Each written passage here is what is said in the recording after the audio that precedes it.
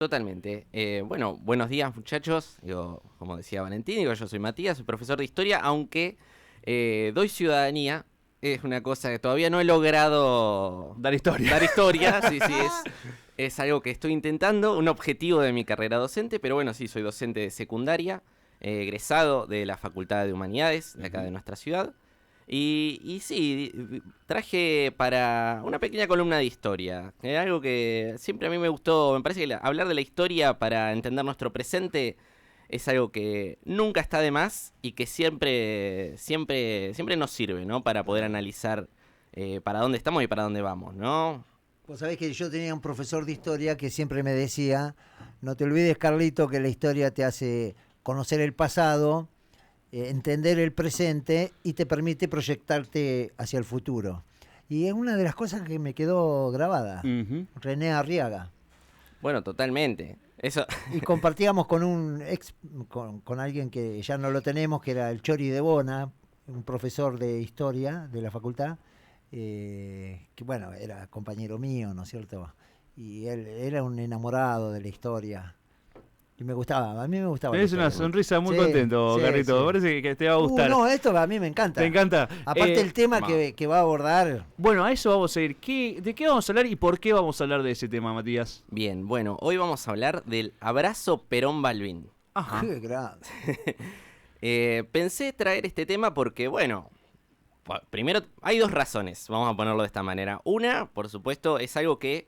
Vieron que a veces, ante ciertos acontecimientos del presente, hay ciertos hechos históricos que emergen. Claro. ¿No? Además, hoy estamos en este mundo de redes sociales, en el cual también materiales de archivo facilitan toda esta emergencia de la historia. Y bueno, luego decretado el resultado de las generales, un poco emergió el tema del abrazo Perón-Balbín. Sí, lo dijo Patricia Burrich ayer, ¿viste? Claro. No.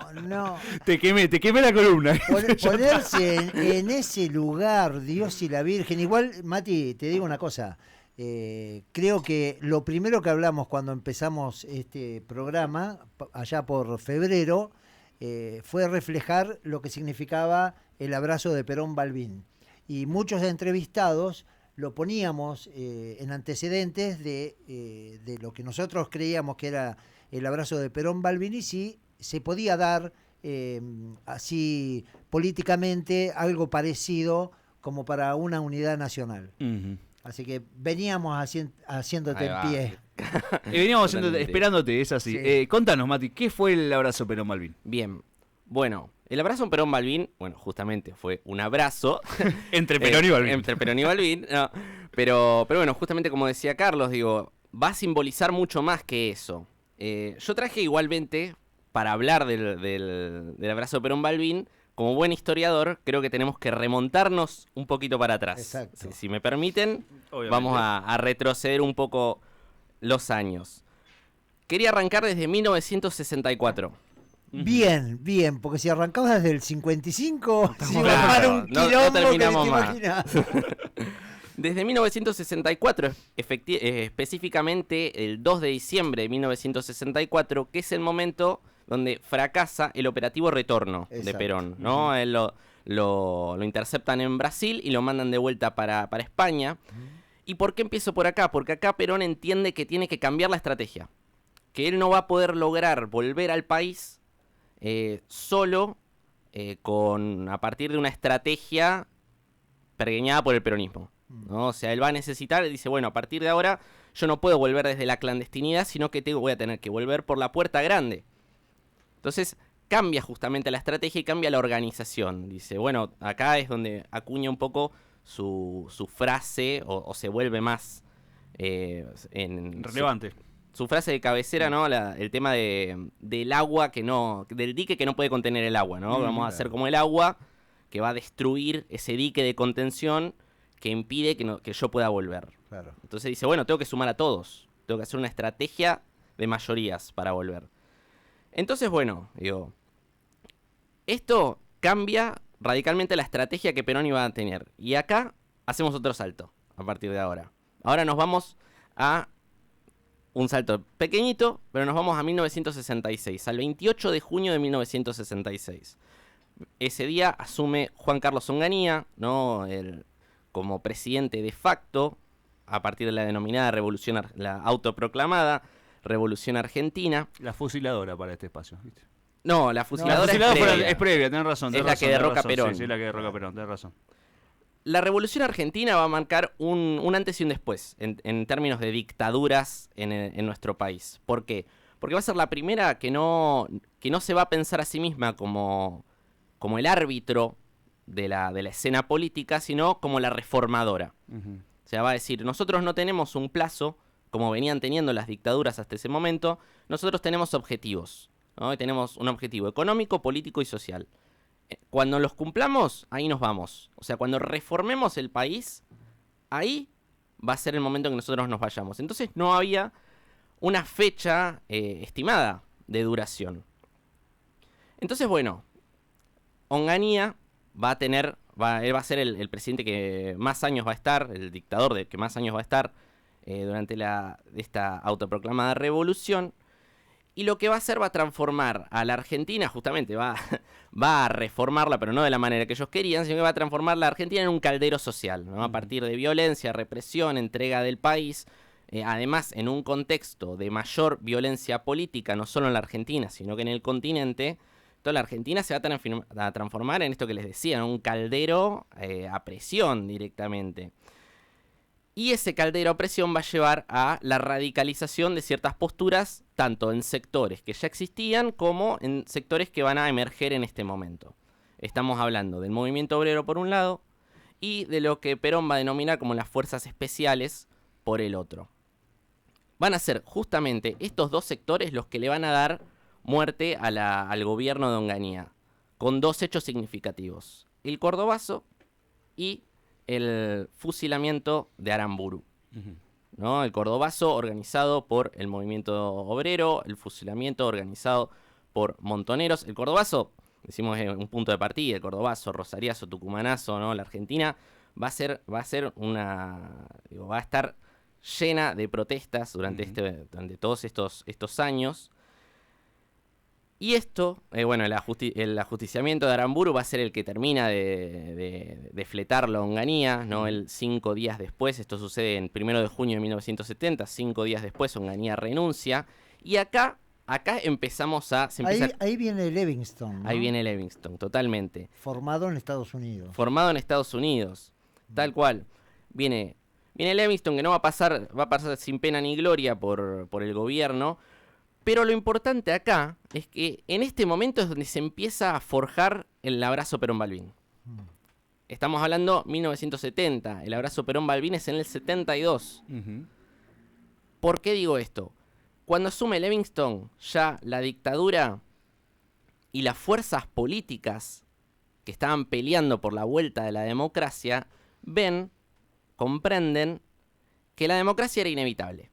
O sea, no solo era algo posible, sino esto, que era inevitable, que en algún momento sí o sí se tenía que dar.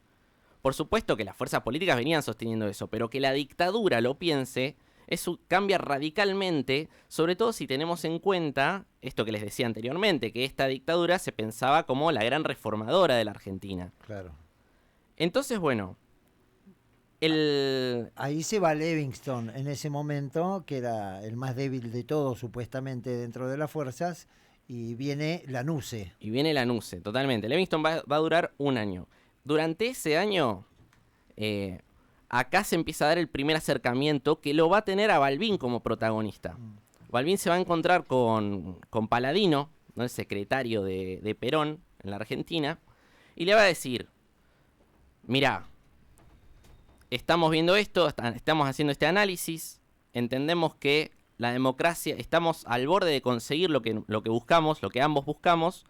Me gustaría que podamos concertar ciertos elementos comunes, ciertos puntos, un acuerdo programático democrático, y que seamos las dos fuerzas políticas mayoritarias las que negociemos los términos de la democracia, del fin de la dictadura y la vuelta de la democracia. Recordemos acá, Balbín era en este momento el líder de la Unión Cívica Radical del Pueblo, ¿no? En este momento estaba fraccionada todavía entre Intransigente y Del Pueblo, Pero bueno, Ricardo Balbín era el gran referente del radicalismo, independientemente de quiénes estuvieran en cuál fracción. El tipo era palabra mayor. Sí, era muy respetado por Allende, inclusive. Totalmente. Claro. Entonces, bueno, Perón va a encontrar con gran, ¿cómo se dice? Bueno, se va a poner contento justamente, o con gran gratitud, satisfacción, claro. Esa era la palabra que buscaba. Con gran satisfacción se va a encontrar con esto y le va a responder, traje un pequeño fragmento de una carta que le va a mandar a Balbín el 25 de septiembre de 1970. Le va a decir: estimado compatriota, tanto la Unión Cívica Radical del Pueblo como el Movimiento Nacional Justicialista son fuerzas populares en acción política. Sus ideologías y doctrinas son similares y debían haber actuado solidariamente en sus comunes objetivos. Nosotros, los dirigentes, somos probablemente los culpables de que no haya sido así. No cometamos el error de hacer persistir un desencuentro injustificado. Yo le mandaría le mandaría esa carta ahora al radicalismo de Sergio Massa. Si estás escuchando, ya tenés ahí algo para mandar, ¿no? Totalmente. Desencuentro injustificado. Perón es un poeta con las palabras, es increíble. Y creo que en ese desencuentro injustificado resume mucho también la historia entre ellos dos. Porque recordemos que se odiaban. Se metieron en ganas. Hasta último momento. Y bueno, pero viste, hubo cuestiones que no fueron reconocidas. Y del 55,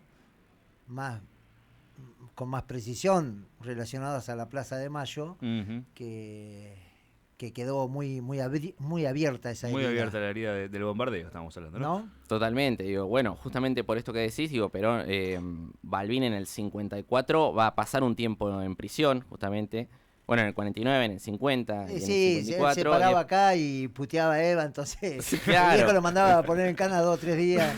Claro, y después Balbín va a ser uno de los grandes socios de la fusiladora, justamente, después, ¿no? Claro. De la fusiladora y bueno, y recordemos, habíamos arrancado la columna con el fallido operativo retorno de Perón. Quien comandaba a la Argentina en ese momento era Ilia, que era representante de la Unión Cívica Radical del Pueblo, justamente. Claro. Entonces, bueno, ambos tenían cartas para odiarse, pero acá empiezan a dejarlo de lado. Entonces, bueno, luego de este intercambio entre ellos, el 11 de noviembre de 1970... la Unión Cívica Radical del Pueblo, el Partido Peronista, el Partido Socialista Argentino, el Partido Bloquista Sanjuanino y el Partido Conservador Popular van a firmar la Hora del Pueblo, un documento político que pedía llamar a elecciones sin ningún tipo de restricción.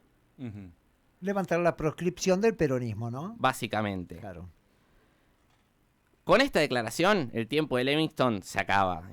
Lanuse le dice: no serviste para nada, mirá lo que están organizando. Mirá el quilombo que me dejás. Claro, totalmente. Mirá el quilombo que me dejaste, va a decir Lanuse. Y él va a asumir vamos a ponerlo de esta manera, 3 objetivos. 1, llamar a elecciones. Porque era inevitable, era imposible que él pueda asumir y no llamar a elecciones. 1, llamar a elecciones. 2, llamar a elecciones sin Perón. Claramente. Claro, tampoco boludo, va a decir Lanuse. Y 3, ganar esas elecciones. Para eso, Lanuse va a organizar el GAN, el Gran Acuerdo Nacional. Una especie de un devenir en partido de la dictadura de la Revolución Argentina, que no va a tener una gran performance. No, para nada. Ezequiel Martínez. Claro. Y yo te canté la canción del jingle. Sí, Ezequiel Martínez, presidente, joven, sabe y puede. Me acuerdo de todo. Se acuerda. Tremendo. Entonces, bueno, el GAN Lanuse va a crear el GAN y se van a llamar a las elecciones. En esto, bueno, además de todo lo que veníamos hablando, del abrazo de Perón y Balbín, acá es el momento donde nace el balotaje. Claro. Dicho sea de paso. Lanuse va a poner estas ciertas ¿cómo se dice? Condiciones. Uno va a ser el balotaje, otro va a ser que los candidatos tenían que tener residencia en Argentina hasta el 25 de agosto de 1972. Claro. Con eso, con eso él va a intentar proscribir a Perón. Perón lo que va a decir, mira, yo si quiero podría volver, pero no vamos a aceptar esto, porque no vamos a aceptar doblegarnos ante lo que vos nos querés imponer. Claro. Claro, desde una posición de poder absoluto. Totalmente. Claro, aparte otra cosa, ese es el momento que Lanuse dice, no le va a dar el cuero. Exacto, Claro. tal cual.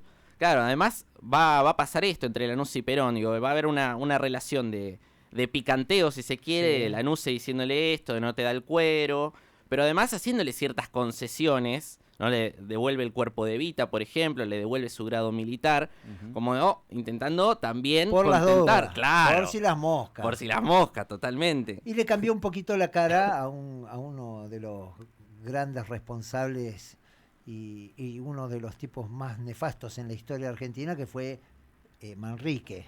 Claro. ¿Te acordás?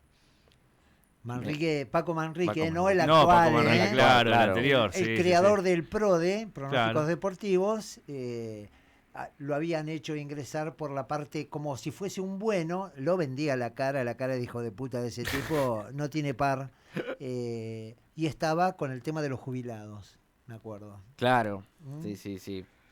Pero bueno, cuestión. Entonces, Lanús se llama a elecciones, pasa este plazo, dice listo, ya está, Perón no se puede presentar. Quedó afuera. Quedó fuera, estoy tranquilo. Entonces, todo sigue su rumbo. Y entonces lo permite, dice, bueno, está bien, ahora haz lo que quieras. Si querés volver, volvé. Total, candidato no podés ser. Candidato no puede ser, totalmente. Entonces, el 17 de noviembre de 1972, Perón vuelve a la Argentina, ¿no? En lo que hoy se conoce como el Día de la Militancia. Claro. Recordemos que además, Perón eligió, él no solo es un poeta con las palabras, sino que también amaba lo simbólico. Sí. Y él eligió el 17 de noviembre con un mes, bueno, el 17 y un mes luego de octubre, Del Día de la Lealtad. como una suerte de eso, de continuidad, ¿no? Con el Día de la Lealtad. Entonces, bueno, el 17 de noviembre de 1972, Perón llega a la Argentina y se va a su residencia a Gaspar Campos, en Vicente López, si mal no recuerdo. Entonces, bueno, al otro día ya empieza a haber Perón lo que hace, le dice, mirá, está todo bien, vos creés que me derrotaste, pero mirá, yo tengo a todo el arco político argentino que me va a venir a saludar. Entonces hace un desfile de figuras políticas directamente ahí en su casa.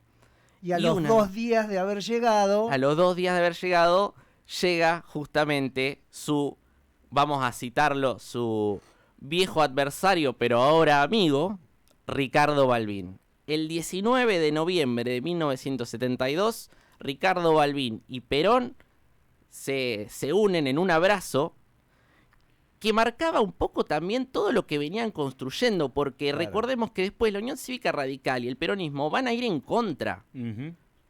¿No? Van a ir en contra en las elecciones. O sea, lo que van a demostrar con este abrazo, justamente, y con todo lo que vino después, es que no hicieron una alianza para poder, bueno, como ahora vemos estas alianzas espurias, por decirlo de alguna manera, que se resuelven entre gallos y medianoche, sino que lo que estaban haciendo era un acuerdo democrático entre las dos fuerzas mayoritarias que representaban los intereses del pueblo argentino, ¿no? Y eso es lo que vienen a demostrar.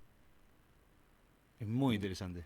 Me encanta. Me encanta aparte que sea el 19 de noviembre. 19 de noviembre, como que justo. todo queda muy justo, muy justo. Bueno, y después esta frase que pasa ya en el velorio de Juan Perón, que va Balbín y dice, bueno, esto que decía recién, vengo a... un viejo adversario. Viejo adversario. Este adversario despide a un amigo. Este adversario despide a un amigo. Tremendo. La verdad que, Mati, me está encantando. Una cosa de loco, Mati. Me está encantando. ¿Querés escuchar el jingle de esa época? Sí, por favor. Vamos a buscar el jingle. Cámpora y Solano Lima, los hombres del Frente y de Perón. Me acuerdo de todos los jingles. Tremendo. No, una cosa de loco. Es hermoso. Me encanta. ¿Querés decirnos algo más sobre este tema, Matías Ferreira? Sobre este tema, y Tiene bueno, años para hablar de este Sí, tema. sí, tiene Matías. años, ya sé, pero nos están apremiando los tiempos, por eso te digo. no, me parece que la segunda razón que les decía para traer este tema está justo en el final, ¿no? Que es esto, creo que Perón y Balbín muestran que es posible construir el famoso rivales pero no enemigos, Claro. ¿no? En la política, y creo que eso es muy importante para los tiempos que corren. Hoy que la política está tan atravesada por esto, por el enemigo, por la El destrucción, odio. el odio, exacto.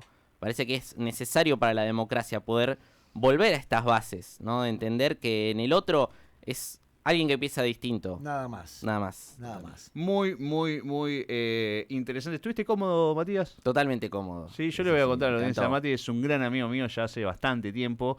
Si habremos tenido noches debatiendo todos Sí, estos sí, sí, temas, sí. ¿no? Rosqueando. Rosqueando, debatiendo sobre estos temas. La verdad que estoy muy contento de que te integres a este equipo Muchas con esta gracias. columna histórica.